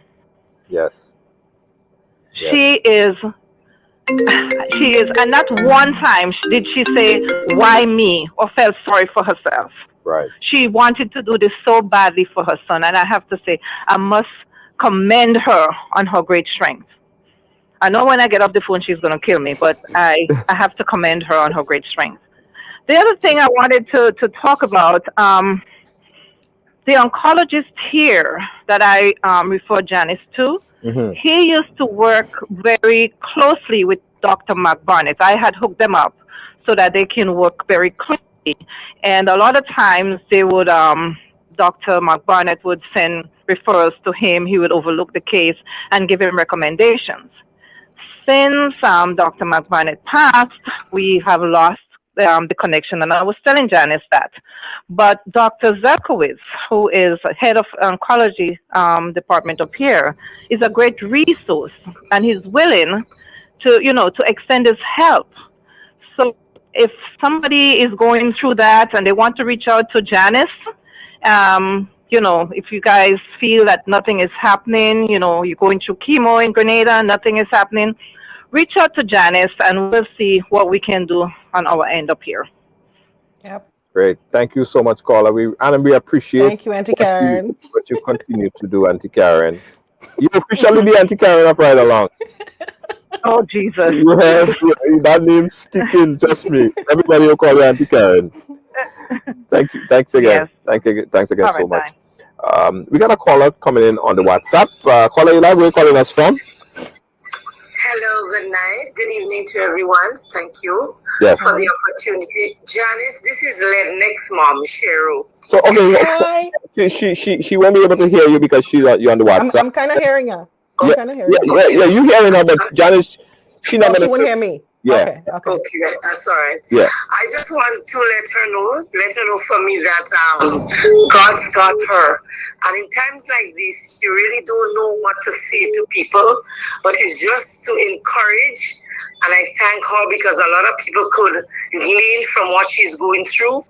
And she's bold enough, like one caller said, that it's kind of hard when you're going through something like that to speak it out. Yeah. And it is so nice that she's able to speak it out and that somebody will learn and get comfort in what she's going through. So I want to thank her very much. Thank you, Junior. Thank you so much, caller. A lot of Thank you love very coming much. in, and we continue to share the love. We got a caller on the line again. Caller, you live? Where are you calling us from? Hello, Yeah, go right ahead, caller. Where are you calling us from? I'm calling from Grenada. Caller from Grenada. Tell her Jan is getting all the love today. Go right ahead, caller from Hello, Grenada. Janice, it's Val here. Hey, Val. Yeah. What's up? What's up? I'm good. I'm just giving you faith, strength, and hope. Thank you very much. Thank you very much. Yeah, I'll chat with you on WhatsApp. Okay. Thank you so much. Thank you. so much, Val. We appreciate it. Junior, here's one of the reasons.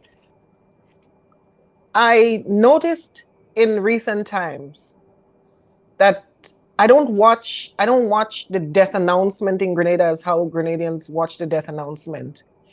But I have noticed that when you turn on social media on a daily basis, we're always saying rest in peace or sleep in peace or transition peacefully to some beautiful young woman or young man in Grenada. Right. And I am thinking, what if I am going through this and people are not remembering to check themselves for early detection? And all the time I'm going through my diagnosis and meeting with the doctors and the surgeons, all I'm thinking is, what if I say this to somebody and they checked and they found something early and can benefit from just a reminder, just a gentle, because Junior, watch now, I work on radio for years. Yeah. And the Cancer Society, I've been speaking for years. But it's never hit home. Because it was never me or somebody that I knew.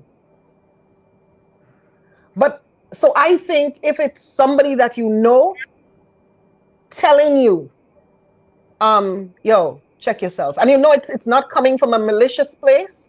Right. I think I thought if I do this, people will, and that's not just for women and breast cancer. That's for men and their prostate. That's for women who's having horrible menstrual cycles and they're thinking this may be just more than a menstrual period. Maybe this could be something more. It doesn't feel right. I just want everybody, Junior, to check themselves. It's not just a woman thing. It's not just a breast cancer thing. It's a message to pay attention to your body because our body is speaking to us. Pay attention to our bodies. That is the message that I'm hoping to bring to this forum. Yes, I think that it's resounding. People hearing it from you, I know that more of our viewers will even check themselves. And you said it right, because breast cancer is not something that is only predominantly women. We want to say that it's all men. For the past 3 to 4 years, we have been consistently doing the walk for breast cancer just to let people know that they have to check their breasts. And for men, cancer. My father died from cancer as well, colon cancer, and it's something that I had to do, and I'm continuing to reach out to family members to do it as well because it's important. So this is where probably a junction where we stop and we say we love our family, we want to be here, life is amazing, check ourselves, and probably we should do a PSA on it, Janice, to even spread the message further afield. But you was talking about the test Yeah, that the genetic the genetic test, testing. right? When I got to the hospital, one of the first things they wanted to know was, where is this coming from? Because unlike what we've been told and unlike what we've been taught, sometimes you go to the doctor and before you can sit down, the doctor start writing you prescription because you tell him, doc, here hurting me. I have a pain here. And the doc start writing you prescription. That is kind of like writing a prescription for a Band-Aid when you don't know where the pain is coming from. Right. And we see that happen a lot of times. Speaking of pain, let me tell you something that happened to me. A few years ago, probably about 4 years ago, while working at Power 95, I remember I started getting this niggling pain in the dead center of my back. It's almost like it was inside my spine. I thought I had a herniated disc. I thought something was wrong. So I went to Dr. Friday, and she recommended an x-ray. I went to the hospital, I got the x-ray. When I came back from the hospital, she said to me, there was nothing on this x-ray that should give you that annoying back. It was always a tired, annoying back. It wasn't a back pain that would put you sit down, but it was this annoying, niggling pain in dead center in my back. And Junior, that pain stayed with me until the morning, until the next day when I woke up from surgery, from my breast surgery. I did not know why I had this pain. This pain just stayed. And then I read somewhere that they say sometimes cancer cells start developing in your body for 3-4 years before it manifests somewhere. But that back pain left. Mm-hmm. I remember I used to wear high heel shoes and jeans to go to work every day. Mm-hmm. And then I stopped wearing high heel shoes and started wearing sneakers every day to get more comfortable because my ankles started to hurt me also. My joint pains have gone. So we have to pay attention to our bodies. Yeah. Sometimes our body is speaking to us. Not everything is gas, and not everything we can drink some hot tea for. Yes. You know? That's so but true. I was telling you about this genetic testing. The first thing they wanted to do is find out where this came from. Right. Because I was told that everybody gets a gene from their father and a gene from their mother. Mm-hmm. Sometimes your mother's genes are good. Sometimes your father's genes are good. Mm-hmm. That means you're perfect. Sometimes you get a bad gene from one of your parents. The chances of you developing something is 50-50. Mm-hmm. Some people get 2 bad genes from both parents, 1 from each parent. That increases your chances.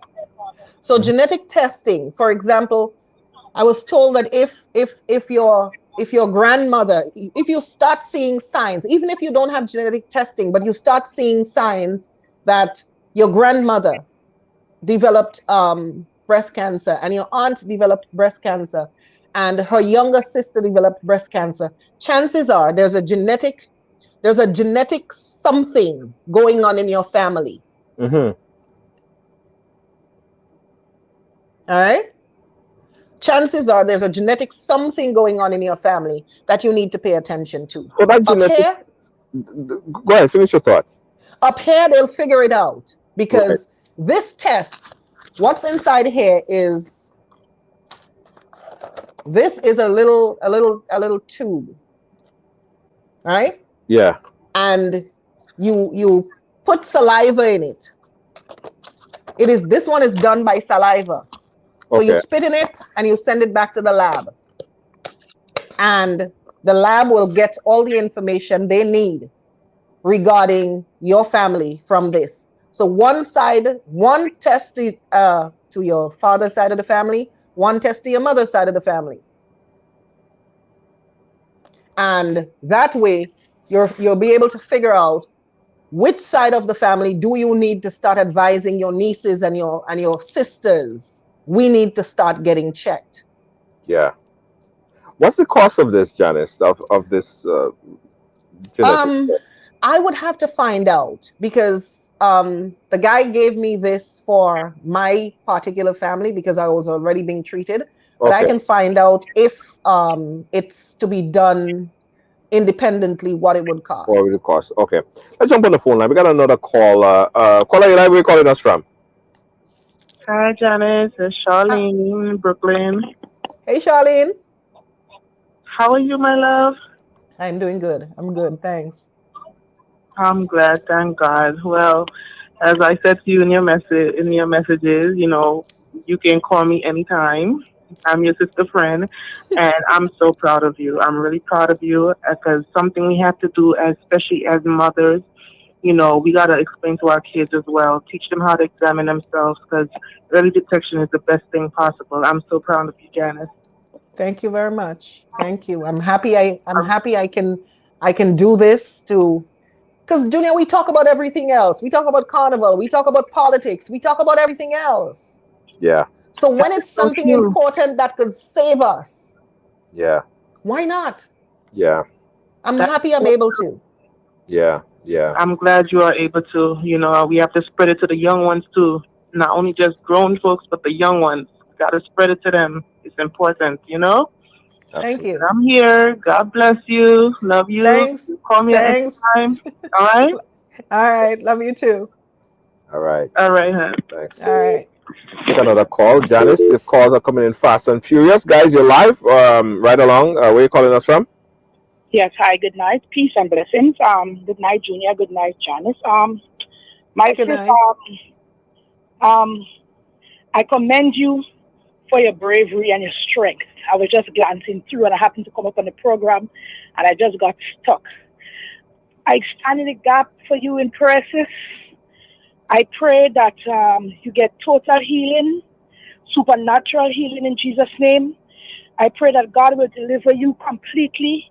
I pray that He will give you a sound mind, a strong mindset, renewed strength in Jesus' name. I pray that He will, in the name of, I pray that you will be a test.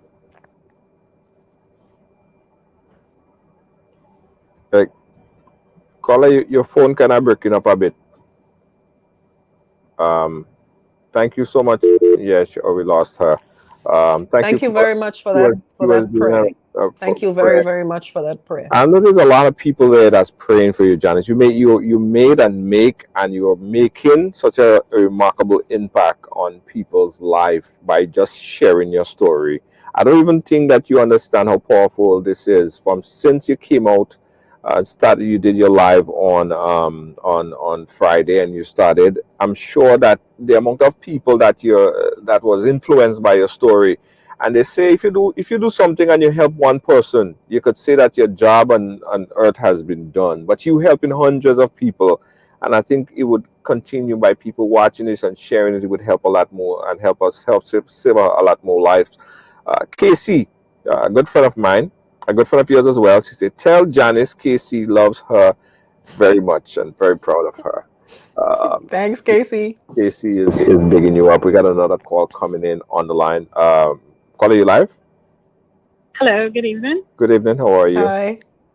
I'm all right. And how are you guys doing? We're great. I'm good. Good, thanks. Awesome. Mm-hmm. Yes. I really wasn't going to call, but I felt compelled to. Yes. Keep on keeping on. I'll wake you up later. Oh, I think I can recognize the voice. Yeah. And,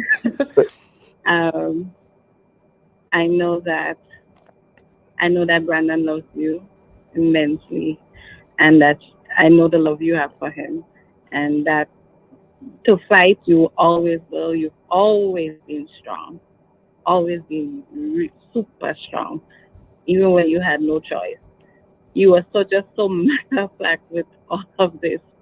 Well, what else am I gonna do? I have to do this. I have to do that. Okay, all right. So just keep on doing you, and I'll come knock the door tomorrow.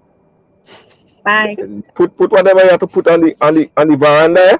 Don't go inside. Mm-mm. Don't Oh, go I'm talking inside. about how we one thing to deal with. So Okay. it's okay. All right.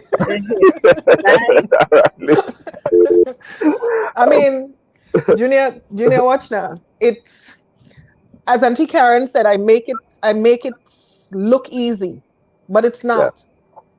Yeah. Because Junior, the morning of my surgery, the morning of November 10th, I got a ride. I called my nephew to drive me to the hospital. He drove me to the hospital and he was supposed to pick me up the evening. Mind you, we're considering this major surgery, but I'm Mhm. supposed to be released the same day. The only reason I did not come home on the 10th of November and I came home the next day, it's because I was having a negative reaction to the anesthesia. Right. I was vomiting a lot after the surgery, so they needed to keep me for observation. But I walked out of that hospital the next day, and with the technology, I can say it wasn't as scary as having to come home. If I had to come home and change bandages and gauze and see a bunch of bloody stuff and sutures and stitches, it might have been different. But I came home, and to this day, I have never seen a spot of blood. Okay. The surgery was done and it was sealed. I came home with drains. Right. Drains are some plastic tubing with a bulb at the end coming out of the wound. So those I had to empty and document on a daily basis. I had to empty my drains and document my drains. But coming home from surgery and coming into an empty house is one of the most gut-wrenching feeling in the world. Yeah. But again, times are different. This is COVID, and we have to do what we have to do. So I didn't have a choice. You just have to focus and keep your mind in a positive space and keep moving forward. Absolutely. I agree with you. I agree with you. And I relate to. Junior, you see God? Junior, don't play with God in us. I know. Junior, hey, let me tell you something. When you believe, I may not be jumping up on every street corner Mhm. talking about God, but my relationship that I have with God and my that relationship that I have with my child and my God, Mhm. it's what kept me through all of this. But a lot of people praying for you to Janice, because I remember you helped so much people. You called me and said, Junior, something happening in Grenada. Somebody need help. Let's help them. Just so, boom, let's do it. I said, Janice, sure, no problem. What do we need to do? It's how So we when do. you do things like that, as my mother does say, people praying for you. You have all the blessing, Janice. You have so much blessing because you walk the path of righteousness.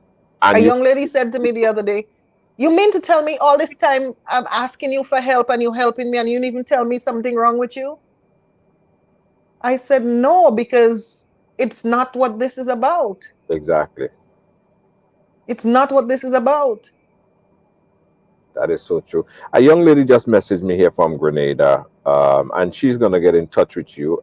She's saying that she's trying to get in touch with you. She recently was diagnosed with left cancer in her left breast, and she's in Grenada. So all of those strengths, I know that they could use a lot of your strength to deal with situations like that. And I'm hearing a lot more of these situations happening in our region as well. We got another call on the line really quick. Caller, you live? Where are you calling us from? Sure. Hi, I'm calling from Grenada. Hi, caller. Janice, I must tell you, on Friday, I went to work and I had a young lady give me a whole testimony about cancer. And when I came home, I saw a video and I had a bump on my breast and I was so concerned. But tonight, when I hear you speak, I think you uplift me. You make me feel some kind of courage to go forward and go to the doctor and get tested and see what's going on. And I just want to thank you because you really pushed me to do that. I'm scared, but with listening to you, I think my faith just grew a little more. So thank you very much, and I hope God continue blessing you, covering you under His blood, and protecting you and your family. Thank you. Thank you very much. And I hope that you go and take care of it. And remember, what we don't know is more scary than what we know and what we can deal with. And reach out to me anytime. Um, you can find me on social media. I'll give you my WhatsApp if you need it. And if there is anything I can do. Junior, we have to send home a shipment of stuff for people who's going through chemo Yeah. in Well, particular. yeah. Me and Auntie Karen plan to buy 2 recliner chairs already. Well, But she Janice, just says, call me like how you don't normally do. Say, Junior, we need to do this. Let's get it done. Let's. yeah, we have to, because that is a space. That space, Junior, that space where chemotherapy is done has to be a light healing space. It cannot be somewhere in a basement. It cannot be somewhere. We have too much ambience in Grenada. That should be overlooking the ocean. Reclining chairs overlooking the harbor is what we talk about when we talk about this is wellness we're talking about here. Yes. And we have to we well we need to touch down and meet with the people there that are dealing with the stuff, and then we can start making some plans. But there's so much going on in my mind of what we can do and how we can help. And I know I always have your support. So Yeah, you know, you just have to, just a call away. Hamlet Mark just chimed in and he said, "Boy, this is very powerful. You don't know what to say. All these years, I thought Janice was stubborn, but she's brave." Hamlet Mark. Thank you, Hamlet Mark. And Hamlet Mark. Everybody know Hamlet Mark was the one who introduced me to media. I say it all the time. Every time I say Hamlet Mark, me too. he's the one I. That was my first boss. Hamlet was my YSFM. first boss. YSFM. Yeah, we got a caller on the line from the WhatsApp. Go ahead, caller, you live. Hello? Hello? Okay. Caller got cold feet. Yeah. Let me see if I could take one last call, and then Janice, we have to wrap it up. We are already about over time. But I just want to say personally, Janice, I appreciate you coming out and share this story. Um, it's really it's remarkable that you could build up that strength because you're helping a lot of people, and we have to do a ad or something, like some kind of PSA to let people know to go check themselves. Early detection is important, and what this program didn't do today, our PSA should do it to get people to go and to check themselves, how to check themselves, and also to go and get it. And don't be scared. Don't be scared.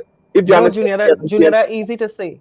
well, and I understand, but I Junior, mean, that easy to say. don't But be when you scared. go to the Junior, let me tell you something. If you have breast and you see there's this, again, it comes down to the fear of what if that thing in my breast is cancer. Right. That is a word that nobody in the world should ever hear. That name is a word that nobody in the world should ever have to get a diagnosis from. But it's in reality, it's going some of us are going to get that diagnosis. How we deal with it and what is available to us to deal with it is what would make the difference.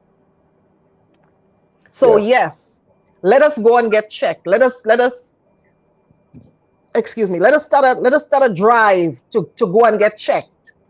Right? Yes. Encourage your friends when you pick up the phone, say, hey, when last you had a pap smear? Not only breast, but cervical, fallopian tubes, uterus, all of that. Let us have the conversation. When you talk to your brethren, Junior, Yes. no homosexual thing, but ask him, bro, you're turning 40, you know you're supposed to schedule what you call it again? I am. The man test now. Yeah, the man test. I just had right. Yeah. You know you're supposed to. These are the conversations we're not having with our friends. We're having colon. The colon, and every other test. Yeah. We have to start taking ourselves seriously, Junior. You're so right. We have to start taking ourselves seriously. I think that's what I'm saying, Janice. What this program is just a start of the conversation. Prostate. The prostate.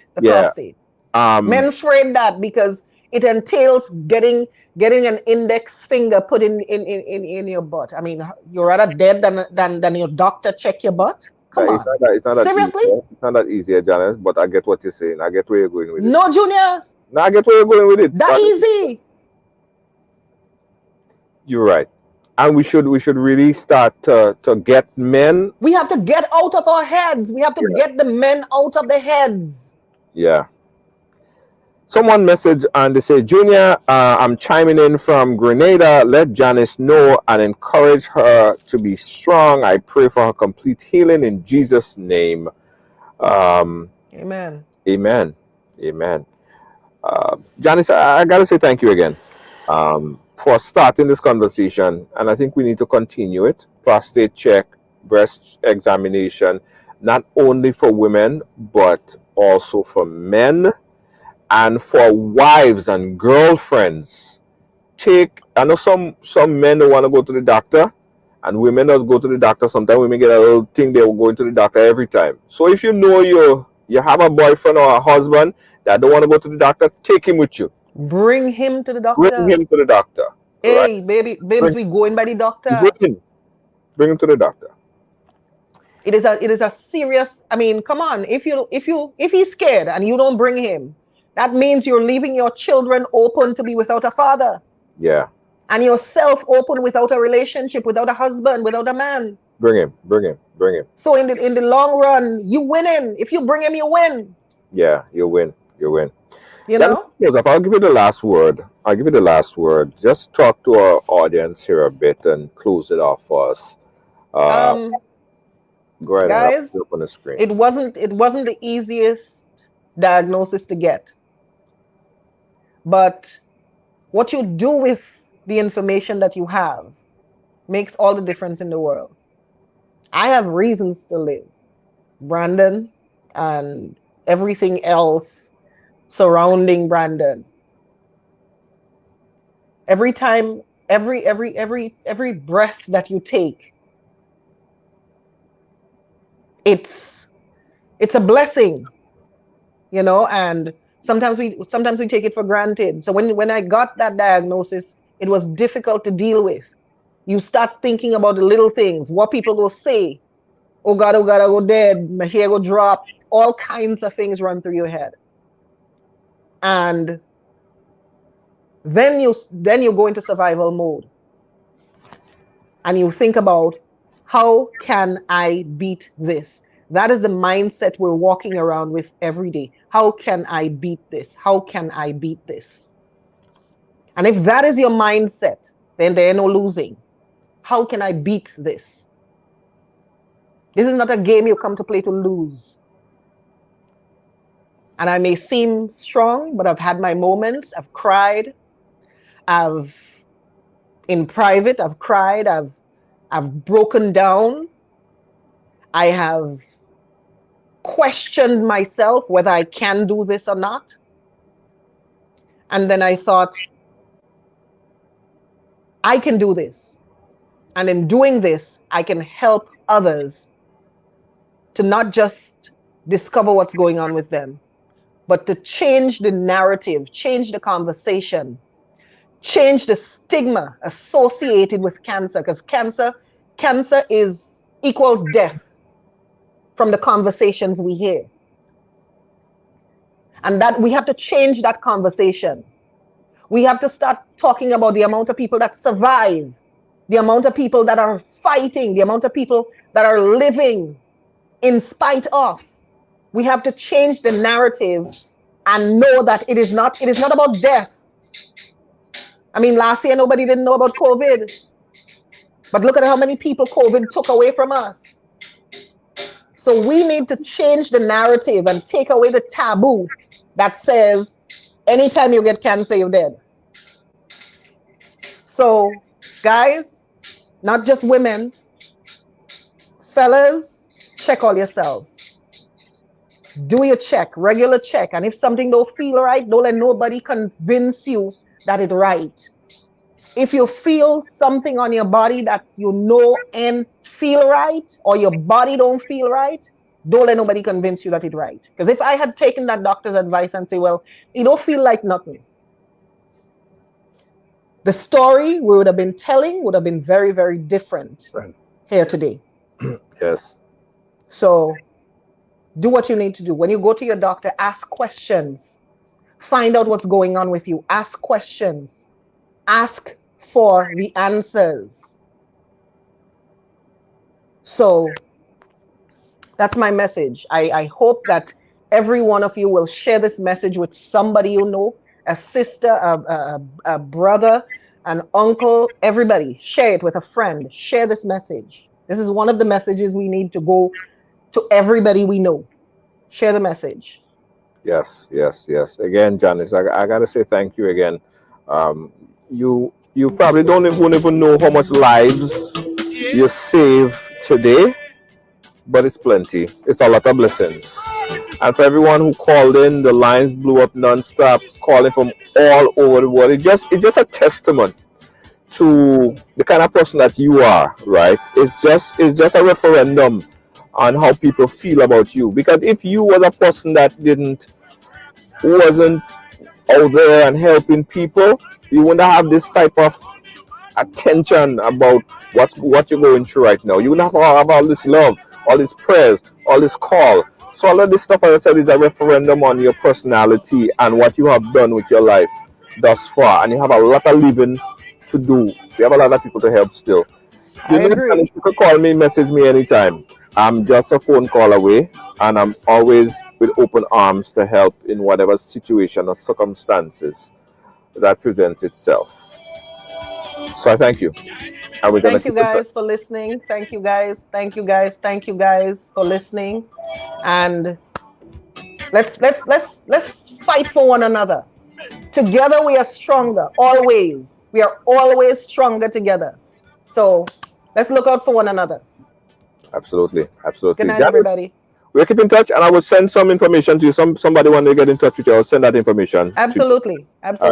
All right. Good night. Nobody can change my energy. Nobody can change Yeah, you see? Well, you live good, and good will follow you every single day of your life. So when I tell all y'all, come on here, and if you have something that you could give and you see somebody in need, you give it. Because you never know when you're going to be in a position that somebody would need to help you.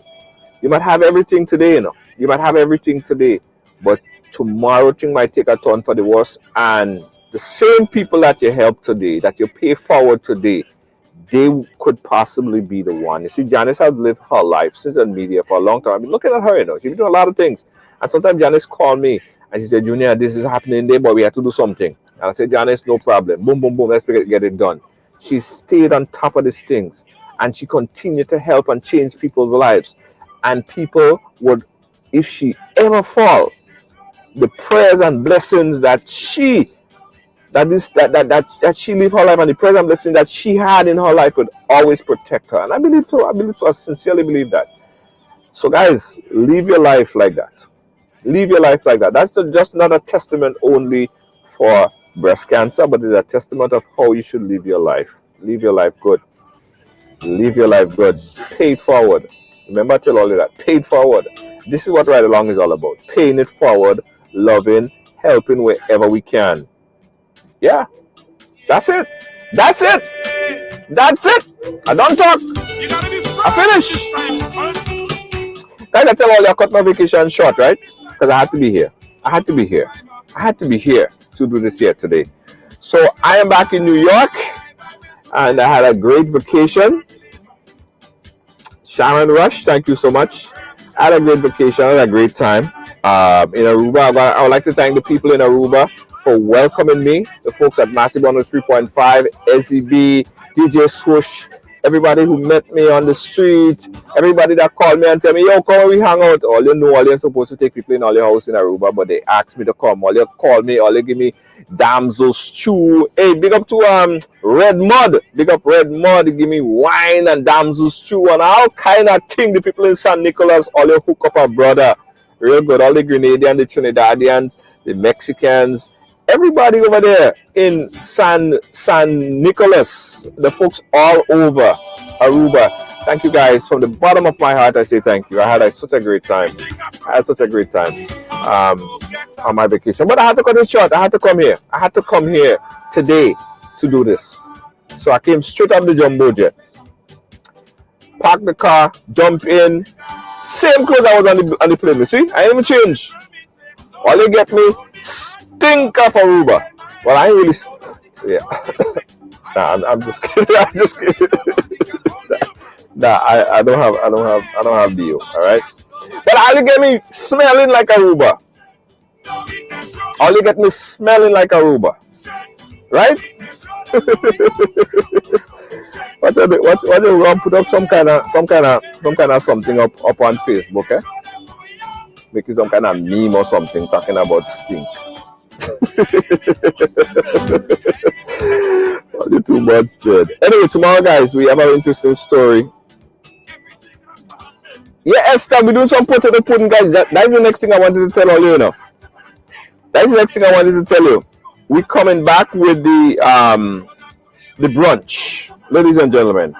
We're going to be coming back with our ride-along brunch. In about 3 weeks, we're planning to have the ride-along brunch again. And that brunch is going to be take, pull, and go, take and go. We have oil down, we have pela, we have bacon saltfish, we have fish cake, we have cocoa tea, and my potato pudding. So look out for our brunch. Ride Along brunch is back. And you know when we do those brunch, what we do, right? We do those brunch to help people, because a lot of time we get calls up and down, night and day. We getting calls, and sometimes we have to take money from our own pocket. Sometimes we have to beg people that ride, not beg, but I the official beg. I would beg. If I see somebody that needs something, I will go out and beg. I don't care what they call me.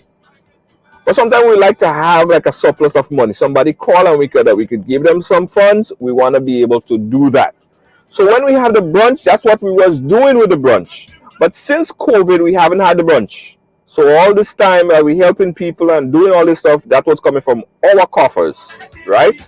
So that's why we come and we plead and we beg for all your support. So if you could give a little support, you could become a supporter of Ride Along. You know, you click on there and you become a supporter. The monies that we receive, it goes back into helping our community. All right? So we could continue to do this. So guys, we urge you to support our brunch, support our Riders headphones. All you see are Riders headphones. We have our own headphones. Support it. Go on ridersong.com and so buy a headphone and support us. Become a supporter. Click on the support button and become a supporter. And when you become a supporter, it's only $4.99, guys, a month. That is less than the cost of coffee. You drink how much cups of coffee a day? That's per month, And that $4.99 could go a very long way in helping somebody. So you could become a supporter. In fact, click on the link, guys, and become a supporter of Ride Along. And you get the tag thing there. It says you're a supporter. We have a lot of supporters that's on right now, but we need more. We need more. So become a supporter. Celestine, big up yourself. All right. So become a supporter. If you want to donate some to Ride Along to make sure that we could put some gas in the tank and help people continue to do this, please do help whatever you could do so we could continue to bring those stories and help more people. All right?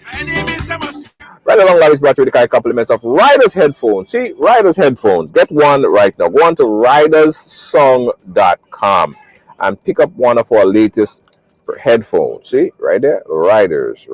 These are the those are the over the air one, but these here, this one is the Sport. This is the open air concept headphone. These, let me tell you, this headphone here is the best headphone you'll get. Best headphone money could buy. Trust me. You don't get lost, like, you know, like people say, oh, they lose the headphone, the earphone. This one, you ain't getting that one lost at all.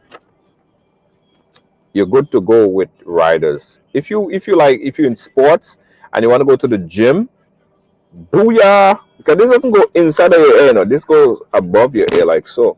Like so. Let me show you guys. Right here. See? Right here. That's where it goes. Right there. And it's Bluetooth, so it connects to your phone. Music. Someone calls you, you answer it. You're good to go. You're all set. All set. Good night, everyone. Thank you guys so much. And don't forget, Ride Along is a platform. If you have a story to tell, if you have a story to share, we want to hear it. Inbox us and share your story. Help save someone. That's all. I think that's all. Yeah.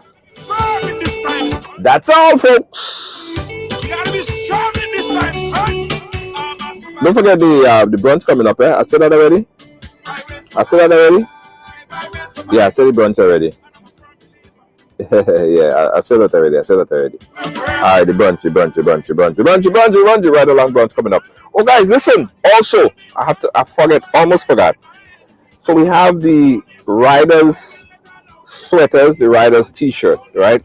So if you want to keep supporting Ride Along, you could get our fleece, our sweaters, our t-shirt, our polos. It's all about supporting Ride Along. All right? Support it. The Riders, you're a true rider. All right? Those are in stock right now. You can get it on the website, ridersong.com. Peace out. Good night. Bye-bye.